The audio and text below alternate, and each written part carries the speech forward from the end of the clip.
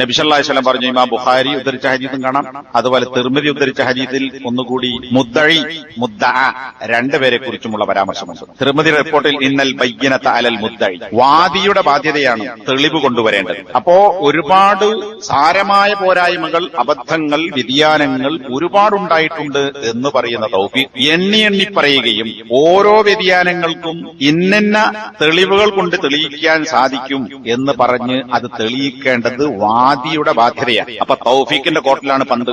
നിങ്ങൾ വരി, നമുക്ക് ചർച്ചയ്ക്ക് പോകാൻ ടിക്കറ്റ് നമ്മൾ എടുക്കാം എന്നല്ല പറയേണ്ടത്. വാദി ആദ്യം തെളിവുകൾ ഉന്നയിക്കണം. ഇന്ന കാരണങ്ങളാൽ ഇന്ന തെളിവുകളുടെ അടിസ്ഥാനത്തിൽ ഇന്ന വിഷയങ്ങളിൽ വ്യതിയാനം സംഭവിച്ചിട്ടുണ്ട്, പോരായ്മകൾ വന്നിട്ടുണ്ട്, അബദ്ധങ്ങൾ വന്നിട്ടുണ്ട് എന്ന് തെളിയിക്കേണ്ട ബാധ്യത ആരോപണം ഉന്നയിക്കുന്നവരാണ് എന്നത് നബി സല്ലല്ലാഹു അലൈഹി വസല്ലമയുടെ വിധിയാണ്. അതുകൊണ്ട് പല പ്രാവശ്യം ഈ വെല്ലുവിളി കാണാനും കേൾക്കാനും സാധിച്ചിട്ടുണ്ട്.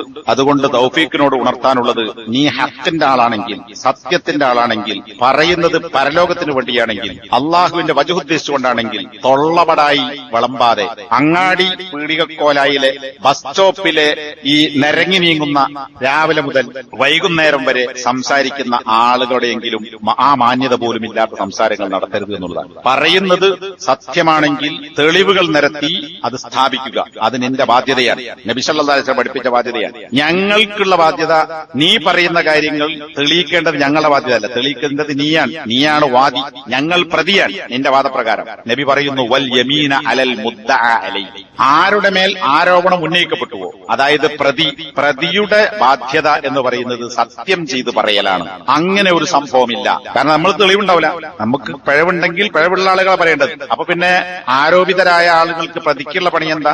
എന്നെക്കുറിച്ച് ആരോപിക്കപ്പെടുന്ന കാര്യം അത് സത്യസന്ധമല്ല, അത് കളവാകുന്നു, ഞങ്ങൾ ഹക്കിലാണ്, അല്ലെങ്കിൽ ഞാൻ നിരപരാധിയാണ് എന്ന് അള്ളാഹുവിന്റെ പേരിൽ സത്യം ചെയ്തു പറയുക. ഇത് നിന്നെപ്പോലുള്ള ആളുകളുടെ ആരോപണത്തിൽ മാത്രമുള്ള ഒരു നിയമമല്ല.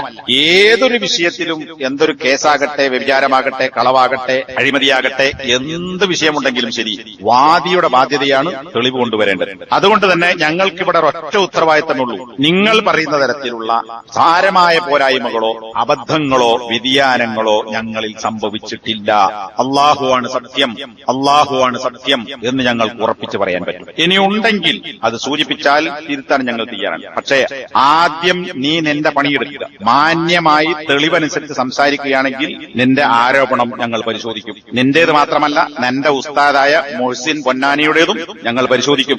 അതില്ലാത്തടത്തോളം നിന്റെയോ മൊഹ്സിന്റെയോ ഇത്തരത്തിലുള്ള വിടുവായിത്തങ്ങൾക്ക് ചവറ്റുകൊട്ടയിലെ ചണ്ടിയുടെ വില പോലും ഞങ്ങൾ കൽപ്പിക്കുകയില്ല. അത് പെരുന്നുണയന്മാരും കള്ളന്മാരുമായ നബി സല്ലല്ലാഹു അലൈഹി വസല്ലം കാലഘട്ടത്തിൽ മദീനയിൽ നുണപ്രചരണം നടത്തിയ മുർജിഫൂൻ എന്ന് ഖുർആൻ പരിചയപ്പെടുത്തിയ ഫിത്നയുണ്ടാക്കാൻ വേണ്ടി നുണ പറയുന്ന ഇർജാഫിന്റെ ആളുകളായി മാത്രമേ അതിനെ ആരും പരിഗണിക്കുകയുള്ളൂ. അതുകൊണ്ട് ധൈര്യമുണ്ടെങ്കിൽ എണ്ണി ഓരോന്നോരോന്ന് തെളിവിന്റെ അടിസ്ഥാനത്തിൽ പറയുക. ഇതല്ലെങ്കിൽ നാളെ പരലോകത്ത് അള്ളാഹുവിന്റെ കോടതിയിൽ നീ തെളിവ് പറയേണ്ടി വരും, ഹാജരാക്കേണ്ടി വരും. അവിടെ ഞങ്ങൾ വിടില്ല എന്നത് ഉറപ്പിച്ച് പറയാൻ സാധിക്കും.